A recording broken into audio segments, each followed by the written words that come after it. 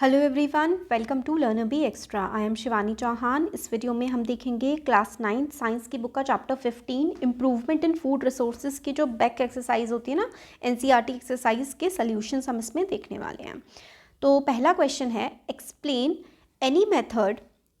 Any one method of crop production which ensure high yield. तो हमें ऐसा crop production का मेथड बताना है जिससे हाई यील्ड आए। हाई यील्ड का मतलब होता है उपज जो है वो अच्छी आए।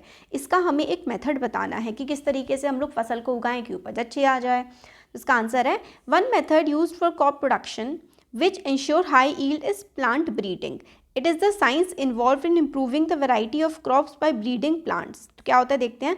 Plants with desired trait are kept up from different areas, places and then hybridization or cross breeding of these varieties is done to obtain plant या फिर क्रॉप ऑफ डिज़ायर करेक्टरिस्टिक्स। तो आप यहाँ तक भी आंसर लिख सकते हैं। इतना आंसर भी आप लोग लिखेंगे तो भी सफिशिएंट होगा, यहाँ से लेकर के यहाँ तक। तो इसका क्या मतलब है, हम लोगों को अगर प्लांट की वैरायटी को अच्छा करना है या फिर ज़्यादा अच्छे से फसल उगानी है तो हम क्या करें कि अलग अलग इलाकों में जो अच्छी फसलें होती हैं उनके क्रॉस ब्रीडिंग करवाते हैं। मतलब लेबोरेटरीज़ में जो अच्छे अच्छे जीन्स जिस फसल में हैं वो सारे अच्छी चीज़ें लेकर के, सारी अच्छी करेक्टरिस्टिक लेकर के एक नई फसल बना दें। जैसे कि सपोज़ करो कि राइस की फसल बनानी है तो एक राइस में क्या लगता है, पानी बहुत ज़्यादा लगता है या फिर 4 महीने का समय लगता है उसको उगने में। तो कोई ऐसी फसल होगी शायद जिसको शायद 2-2.5 महीने में जो उग जाए, जिसको पानी कम लगे, जिसमें न्यूट्रिएंट्स ज़्यादा हो। तो इस तरीके की जो अच्छी अच्छी क्वालिटी है अगर एक हम प्लांट में डाल दें और एक फसल उगाएं तो उससे क्या होगा कि बहुत अच्छी ईल्ड आएगी, ज़्यादा भी उगेगी। The high yield variety crop show characteristics such as high yield, early maturation, less water requirement, irrigation, better quality of food, less requirement of fertilizer, adaptation to environmental condition।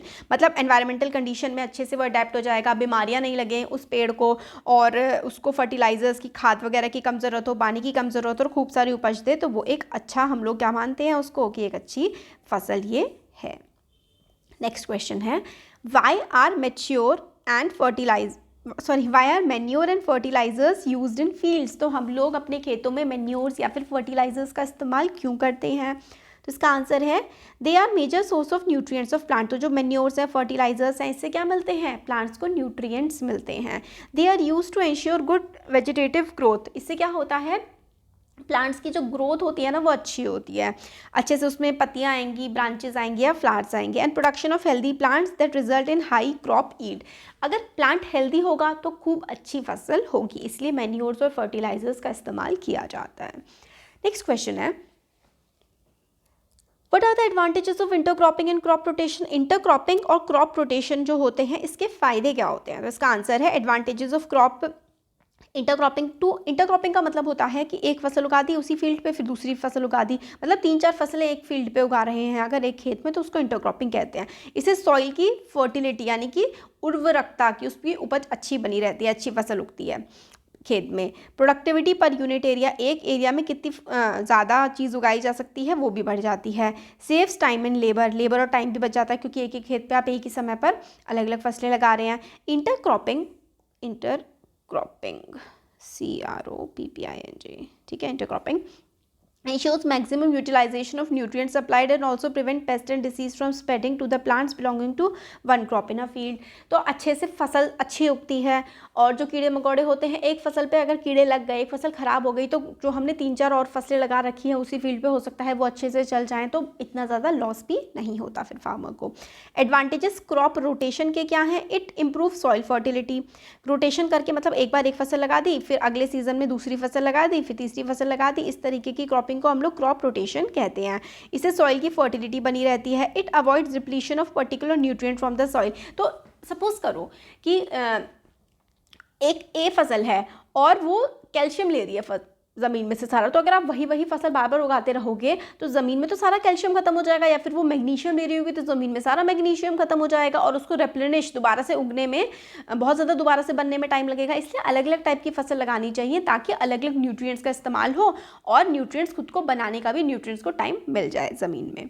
It minimises paste infestation and disease, अगर crop rotation होती है तो बीमारियां, फसल को बीमारियां भी कम लगती हैं।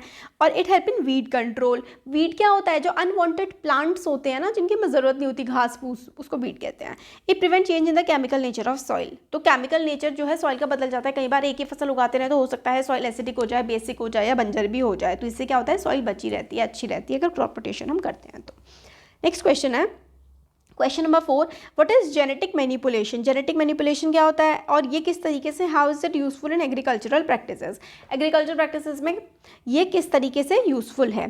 तो genetic manipulation is a process of transferring of desirable characteristic. तो जेनेटिक मैनिपुलेशन का मतलब होता है डिजायरेबल कैरेक्टरिस्टिक्स जो है जीन में पहुंच जाती हैं एक प्लांट से दूसरे प्लांट में। This is done for production of varieties with desirable characteristic like profuse branching in fodder crops, high yielding varieties in maize and wheat। तो इसमें क्या होता है, हमारा जेनेटिक मैनिपुलेशन में हम फसलों की जो है ना जीन्स बदल देते हैं। इससे क्या होता है कि उपज बढ़ जाती है, हो सकता है न्यूट्रिएंट वैल्यू अच्छी हो। तो मतलब बेसिकली हम प्लांट को अच्छा करने का काम करते हैं ताकि फसल अच्छी आए। Genetic manipulation is useful in developing varieties which have increased yield, better quality, shorter and early maturity period, better adaptability to adverse climatic condition, as well as desirable characteristics. तो यहाँ तक जेनेटिक मैनिपुलेशन से हम लोगों को क्या फ़ायदा होता है? हम लोगों को वो है जल्दी मैच्योर हो जाएगा, जल्दी फसल बन के तैयार हो जाएगी और उसको बीमारियाँ नहीं लगेंगी और उसकी न्यूट्रिएंट वैल्यू बहुत ज़्यादा होंगी, उसको पानी की या फिर फर्टिलाइजर्स की रिक्वायरमेंट कम होगी। इसका हम लोग जेनेटिक मैनिपुलेशन करके ये सब कर सकते हैं।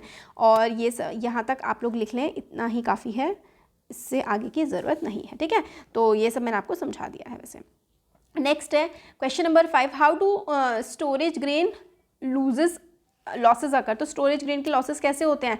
तो कई सारे बायोटिक फैक्टर्स होते हैं, जैसे कि अगर बहुत सारे अगर हम ग्रेन एक जगह पर इकट्ठा कर करके रख देते हैं तो उसमें क्या होता है, कई बार कीड़े मकोड़े लग जाते हैं, उसमें नमी की वजह से वो सड़ने लगता है या फिर चूहे वगैरह उसको खा जाते हैं, है ना, तो उसकी क्वालिटी ख़राब हो जाती है।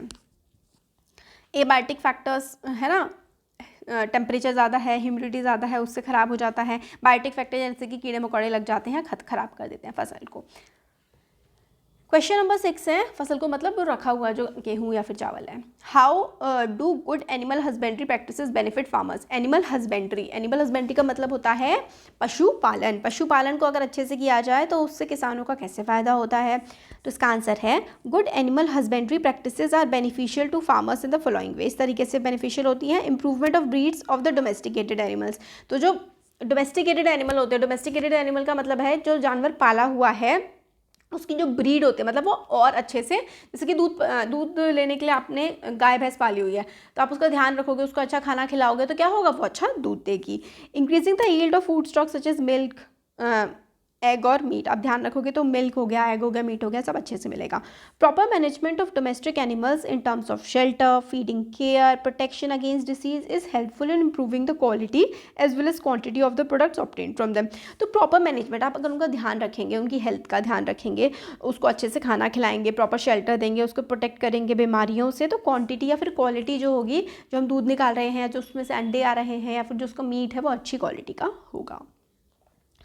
नेक्स्ट क्वेश्चन है question number 7, benefits of cattle farming. Cattle farming के क्या क्या बेनिफिट्स हैं? तो milk production is increased by high yielding animals, good quality of meat fibres can be obtain, good breed of draught animals can be obtain. Draught animal ऐसे होते हैं जो कि दूध वगैरह नहीं देते मगर वो बाकी सारे काम में आ सकते हैं, जैसे कि बैल हल जोतने के काम में आ जाता है, तो जो बैल होता है वो एक ड्रॉट एनिमल है, राइट। मीट वगैरह अच्छा होता है, उनकी स्किन से कई बार कपड़े वगैरह बन जाते हैं और दूध वगैरह भी मिल जाता है, जैसे कि याच की स्किन से ऊन वगैरह निकालते हैं ना। नेक्स्ट क्वेश्चन है, for increasing production what is common in poultry, fishery and bee keeping. तो प्रोडक्शन को बढ़ाने के लिए पोल्ट्री हो, मतलब मुर्गी पालन हो या मछली पालन हो या फिर मधुमक्खी पालन हो, इन सब में आप कैसे अच्छे से यील्ड को बढ़ा सकते हैं?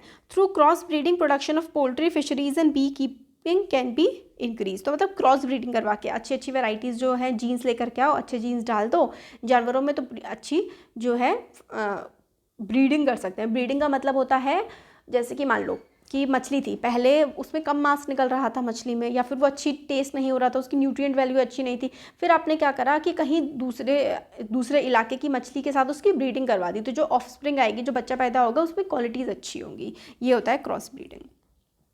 How do you differentiate between capture fishing, mariculture and aquaculture? Capture fishing, mariculture, aquaculture, इनमें आप लोग डिफ्रेंशिएट कैसे करोगे? तो कैप्चर फिशिंग क्या होती है? It is fishing in which fishes are captured in the natural resources like pond, sea, estuaries, तो मतलब नेचुरल में, रिवर वगैरह में ही आप पाल रहे हो। Mariculture, it is a culture of fishes in marine water on commercial basis, जैसे कि पॉन्ड्स, ऑयस्टर, मतलब आप पाल रहे हो इनको पॉन्ड्स वगैरह बेचने के लिए। एक्वाकल्चर क्या होता है? It is a production of useful high economic value aquatic plants and animals such as fishes, ponds, lobsters वगैरह and seaweeds by proper utilization of available water in the country. It is done both in fresh water and in marine water. तो aquaculture fresh और marine water दोनों में किया जाता है। तो ये क्वेश्चन आंसर्स थे, हम लोगों ने देख लिए सारे के सारे। अब इस चैप्टर के सारे क्वेश्चन आंसर्स हो गए हैं। अच्छा लगा है तो चैनल को सब्सक्राइब करिए, अपने फ्रेंड्स के साथ शेयर करिए। Thank you.